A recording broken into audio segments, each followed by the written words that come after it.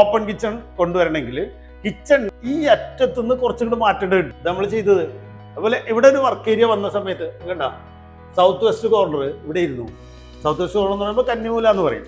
അപ്പം ഈ work area ഇവിടെ ഉള്ളതുകൊണ്ട് കന്നിമൂല പുറത്താണെന്നുള്ളൊരു ഫീലാണ് അവർക്ക് വാസ്തു സംബന്ധമായിട്ടുണ്ടായിരുന്നത്. അത് നമ്മൾ കട്ട് ചെയ്ത് കളഞ്ഞു. അത് കട്ട് ചെയ്ത് കളഞ്ഞിട്ട് അത് ഉള്ളിൽ വർക്ക് ഏരിയ ആയിട്ട് എടുത്തപ്പോൾ വളരെ എളുപ്പത്തിൽ കിച്ചൺ ഇങ്ങോട്ട് മാറി കിട്ടി. ആദ്യം നമ്മുടെ ഈ കിച്ചൺ എന്ന് പറഞ്ഞൊരു ക്ലോസ്ഡ് കിച്ചൺ ആയിരുന്നു. അപ്പോൾ അനീസ് സാർ പറഞ്ഞിരുന്നു ഇവിടെ ലൈറ്റിന് കുറവുണ്ട്, അപ്പോൾ നമുക്ക് കിച്ചണിൽ എങ്ങനെ ലൈറ്റ് വരുത്താം. അങ്ങനെയാണ് നമ്മൾ ഓപ്പൺ കിച്ചൺ എന്നുള്ള കൺസെപ്റ്റിലേക്ക് എത്തിയത്. ഇപ്പോൾ ഓപ്പൺ കിച്ചണിൽ നമ്മൾ ചെയ്തപ്പോൾ നമ്മൾ ഇതേ ഇവിടെ 2 ലെവലിൽ ബ്രേക്ക്ഫാസ്റ്റ് കൗണ്ടറും അതുപോലെ തന്നെ കിച്ചൺ കൗണ്ടറായിട്ട് കൊടുത്തു.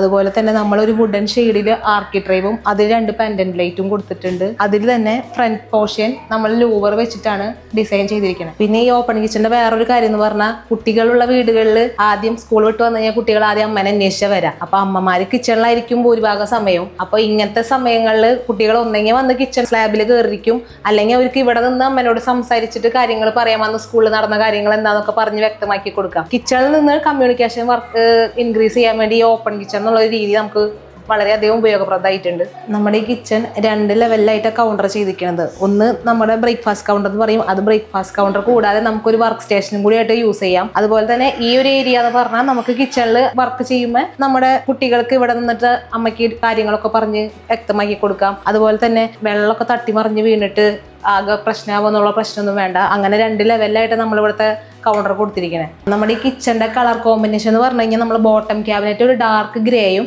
അതുപോലെ തന്നെ ടോപ്പ് ആൻഡ് ലോഫ്റ്റ് ക്യാബിനറ്റ് ഒരു ലൈറ്റ് ഗ്രേ ഷെയ്ഡുമാണ് നമ്മൾ സെലക്ട് ചെയ്തിരിക്കുന്നത്. അതിന് മാച്ചായ രീതിയിൽ നമ്മൾ വോൾട്ടൈലും കൗണ്ടർ ടൈലും സെലക്ട് ചെയ്തു. അതുപോലെ തന്നെ നമ്മൾ ഈ കിച്ചണിൽ ടാൻഡം ബോക്സ് കൊടുത്തിട്ടുണ്ട്. ഈ ടാൻഡം ബോക്സ് 3 ലെവലിൽ കൊടുത്തിട്ടുണ്ട്. അതിലൊന്ന് ക്രോക്കറി, ഒന്ന് പ്ലേറ്റ് ആൻഡ് ട്രേ, പിന്നെ കപ്പ് ആൻഡ് സോസർ, അങ്ങനെ 3 ലെവലിലാണ് കൊടുത്തിട്ടുള്ളത്. അതുപോലെ തന്നെ നമ്മൾ ക്രോക്കറി ആയിട്ട് 2 ഷെൽഫും അപ്പുറത്ത് ഒരു വലിയ രീതിയിലുള്ള ക്രോക്കറി ഷെൽഫും കൊടുത്തിട്ടുണ്ട്.